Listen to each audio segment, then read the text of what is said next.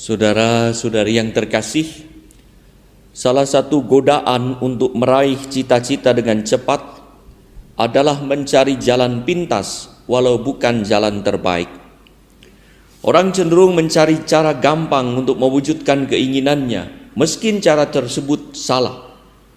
Baginya yang penting adalah cepat walau tak tepat. Di balik tendensi tersebut ada mentalitas rata-rata yang tidak mau bekerja keras, moralitas labil yang bisa menghalalkan cara, dan spiritualitas dangkal yang mengabaikan suara hati dan bisikan yang ilahi. Maka kalau dinasihati dan dikoreksi, orang ini dengan cepat akan berkata, istilah bahasa Sunda, kumaha engke, ya nanti bagaimana, ya. Bukannya engke kumaha, nanti apa yang akan terjadi, ya pokoknya jalankan dulu, nanti ya terserah. Nah, justru kita harus berpikir, kalau kita berbuat sesuatu sekarang, nanti apa konsekuensinya? Ya, bukan terserah nanti. Hal ini membuat banyak orang gagal, tertipu, bangkrut, sengsara, masuk penjara, dan akhirnya tak bahagia. Saudara-saudari yang terkasih, orang ingin cepat kaya, tapi tak mau bekerja keras, hingga tergoda menipu, mencuri, dan korupsi. Akhirnya ia ketahuan dan sengsara di penjara. Anak ingin nilai baik, tetapi tak mau belajar tekun sesuai kemampuannya, hingga menyontek. Akhirnya tidak lulus, bahkan mungkin dikeluarkan dari sekolah favoritnya. Orang ingin untung besar hingga bisnis barang terlarang dan usaha ilegal, akhirnya diciduk polisi. Setelah mau dibuka, ada sel besar-besaran, ada godaan untuk berburu sel yang besar-besaran. Bisa jadi ada orang yang ingin praktis, tak mau pakai masker, malas cuci tangan, tak peduli kerumunan dan antrian tanpa mengatur jarak, serta tak berpikir apa akibatnya nanti, kumaha engke. Saudara-saudari yang terkasih, itulah contoh jalan lebar yang lebih banyak dipilih orang, karena lebih mudah bagi orang yang tidak suka bersusah-susah, walau mungkin bisa mengantar pada malapetaka. Kalau dalam hidup sehari-hari orang menggampangkan banyak hal tanpa peduli pada norma sosial yang berlaku, bagaimana orang akan serius untuk hidup kekal dengan peduli pada nilai-nilai spiritual?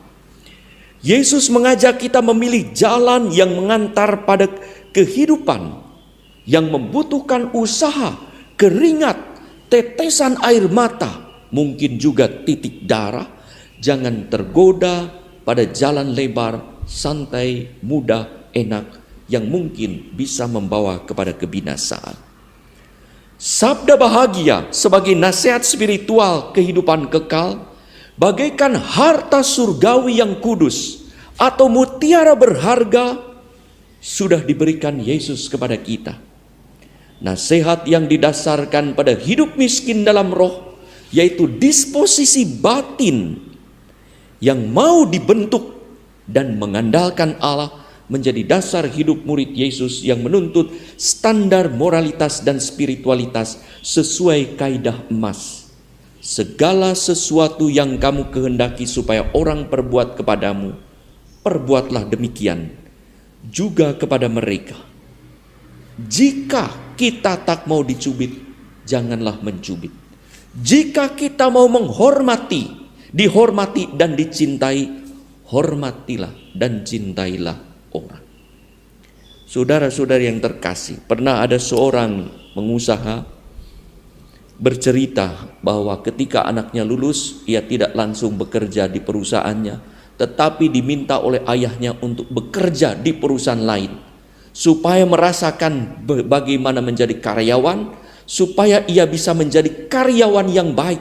Jalan sempit, susah, tidak dipilih oleh banyak orang, tapi ayahnya berkata, kamu harus bekerja mengalami sebagai karyawan yang baik, supaya bisa menjadi pemilik, owner, pengusaha yang baik pula. Saudara-saudara yang terkasih, sabda bahagia yang begitu luhur bagai barang kudus dan begitu mahal bagaikan mutiara, kita letakkan di mana sekarang? Disimpan, dilupakan, atau dibuang bagaikan diberikan pada anjing dan dilemparkan pada babi? Jangan sampai kita mendengar banyak sabda Allah dan setuju dengan isinya yang baik, tetapi lewat begitu saja tanpa menghasilkan buah. Untuk mewujudkan sabda bahagia, perlu latihan rohani yang ketat. Orang tidak hanya puas dengan misa virtual, tapi juga sungguh rindu pada misa real, dan ketika sudah memungkinkan, aman dan nyaman, ia pun pergi dengan penuh semangat. Perlu pembinaan mental yang serius. Orang tidak hanya cari gampang, tetapi cari mana yang benar. Tidak cari cepat, tetapi cari mana yang paling tepat. Dan perlu pendidikan moral yang dalam. Orang tidak sekedar tahu baik dan yang buruk, tetapi sungguh melaksanakan yang baik dan menghindari yang jahat. Melalui pembentukan mental, moral, dan spiritual yang menjadi bekal bagi hidup sosial, kita bukan hanya akan sukses di mata manusia, tetapi juga berhasil di hadapan Allah. Mari kita tinggalkan sikap minimalis dan cari gampang dengan berbuat lebih dari tuntutan standar norma sosial dan nasihat spiritual. Karena seperti Mazmur 126 ayat 5, orang-orang yang menabur dengan mencucurkan air mata akan menuai dengan bersorak-sorai.